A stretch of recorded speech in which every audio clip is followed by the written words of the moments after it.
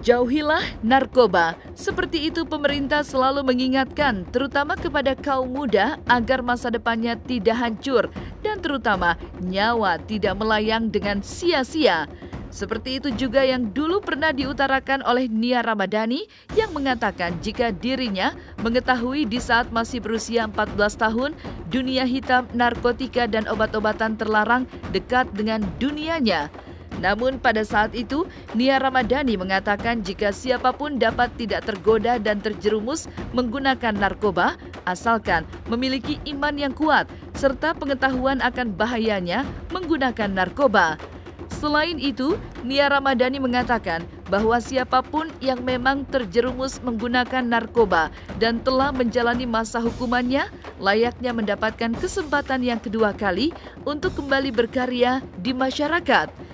Namun siapa sangka, kali ini justru Nia Ramadhani beserta dengan suaminya harus mempertanggungjawabkan perbuatannya di depan hukum. Terima kasih pada teman-teman yang sudah hadir di sini. Pertama kami dari keluarga menyampaikan mendukung penuh proses pengembangan yang dilakukan oleh aparat penegak hukum, dalam hal ini Polres Jakarta Pusat. Yang kedua, mengingat keduanya adalah korban penyalahgunaan. Keluarga memohon untuk dapat diberikan layanan kesehatan sesuai undang-undang yang berlaku. Yang ketiga, keduanya, Pak Ardi dan Bu Nia, sudah menyampaikan permohonan maaf pada kedua orang tua dan keluarga besar, dan kedua orang tua baik Pak telah memberikan maaf dan memberikan dukungan kepada keduanya untuk melalui masalah ini. Dan terakhir, Pak Ijal menyampaikan bahwa apa yang terjadi inilah cobaan, dihadapi dengan sabar dan tabah, dan mendukung penuh apa yang pada putranya untuk bisa selesai. Dia mengambil hikmahnya apa terhadap peristiwa ini. Saya kira itu dari kami, dan nanti ada Bu Wawode sebagai pengacara yang akan menjelaskan. Beliau tadi sudah sampaikan. Ya, saya sudah sampaikan bahwa semua bisa terjadi kepada siapapun. Mbak, duduk Mbak. Bisa juga terjadi kepada keluarga siapapun hal ini. Jadi keluarga melihat bahwa ya ini cobaan yang kita hadapi, yang mesti dihadapi dan mesti dilalui dengan baik. Keluarga sangat mendukung, mensupport dan telah memberi maaf. Dan keduanya juga Pak Ardi dan Bu Nia juga sudah meminta maaf yang sebesar-besarnya kepada orang tua. Baik, alhamdulillah dengan masih sama atuk kakek dan nenek bisa. Ya, saya kira cukup ya. Nggak boleh menyerahkan pada proses hukum yang berlaku.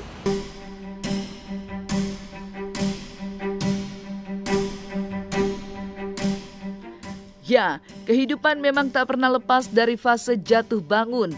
Ritme kehidupan pun tak selalu flat, namun kerap naik dan turun. Karena terkadang guncangan dan ujian yang terjadi dalam hidup bisa jadi sebuah pelajaran berarti untuk hidup itu sendiri. Gambaran seperti itulah yang dapat dilukiskan dalam jalan hidup Nia dan Ardi saat ini. Nasi sudah menjadi bubur. Kini baik Nia Ramadhani dan Ardi Bakri harus dan sedang mempertanggungjawabkan perbuatannya di depan hukum.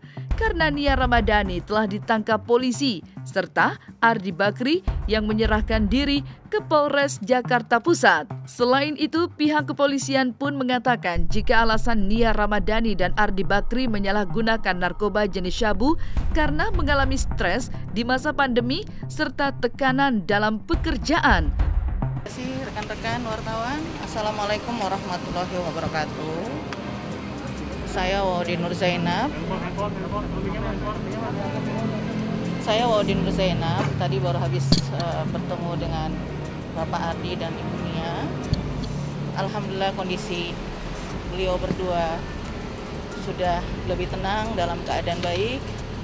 Seharusnya beliau berdua tadi yang ingin menyampaikan langsung kepada rekan-rekan mengenai apa yang beliau alami.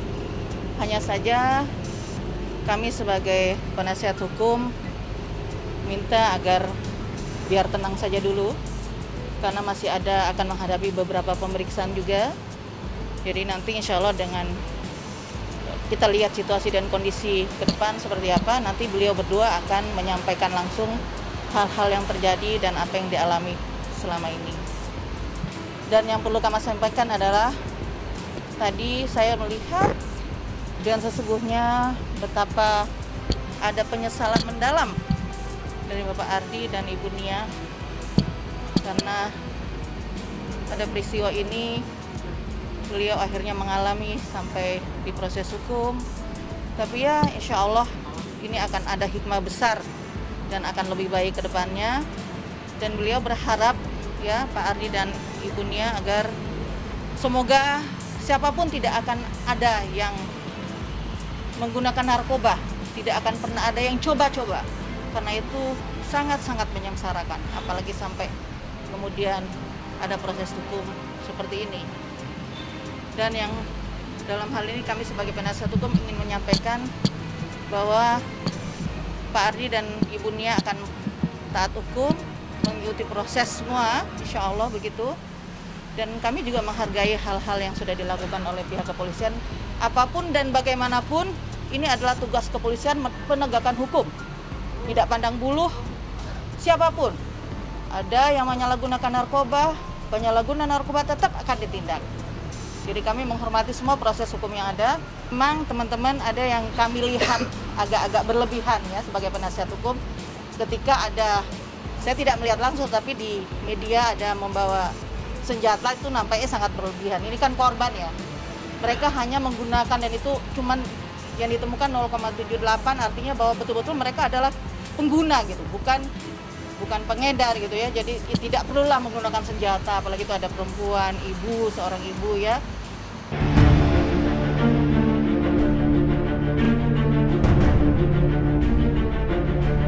Dari hasil tes urin, Nia Ramadhani, Ardi Bakri beserta sang supir pribadi positif mengandung metavitamin atau sabu-sabu.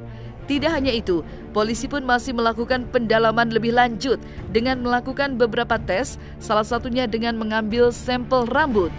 Kini status ketiganya pun telah ditetapkan menjadi tersangka dan terjerat ancaman pasal 127 Undang-Undang Nomor 35 Tahun 2009 tentang narkotika, yang mana pasal tersebut ancaman hukuman yang berlaku bagi ketiga tersangka adalah maksimal 4 tahun penjara. Dalam hal ini insya Allah kami juga sudah mempersiapkan untuk mengajukan permohonan rehabilitasi. Insya Allah mudah-mudahan dalam waktu dekat ini asesmen bisa dilakukan oleh pihak kepolisian dan bisa diberikan rehabilitasi, karena undang-undang mewajibkan, bahkan ya dalam Undang-Undang 35 2009 tentang narkotika itu di pasal 54 kalau tidak salah teman-teman bisa lihat bahwa justru rehabilitasi itu wajib diberikan kepada korban. Ingat ya, karena ini korban harus diberikan pengobatan medis gitu ya. Dan ini tentunya ada treatment sehingga beliau nanti bisa berdua, korban-korban dan siapapun juga yang penyalahguna ini kemudian bisa kembali ke masyarakat. Makanya kemudian ada rehabilitasi sosial juga di dalam Undang-Undang Narkotika itu. Jadi mohon dukungan doa dari semua rekan-rekan, semua masyarakat ya. Ini adalah cobaan, betul. Cobaan siapapun bisa mengalami ini. Kita harus kasih dukungan kepada polisi untuk memberantas narkoba, dukungan kepada para penyalahguna narkoba untuk bisa berhenti, tidak akan menggunakan lagi gitu. Jangan sampai kemudian mereka itu disudutkan, karena ini korban, kasihan ya. Tidak ada siapapun yang berharap menjadi korban penyalahgunaan narkoba. Saya kira terima kasih dari kami.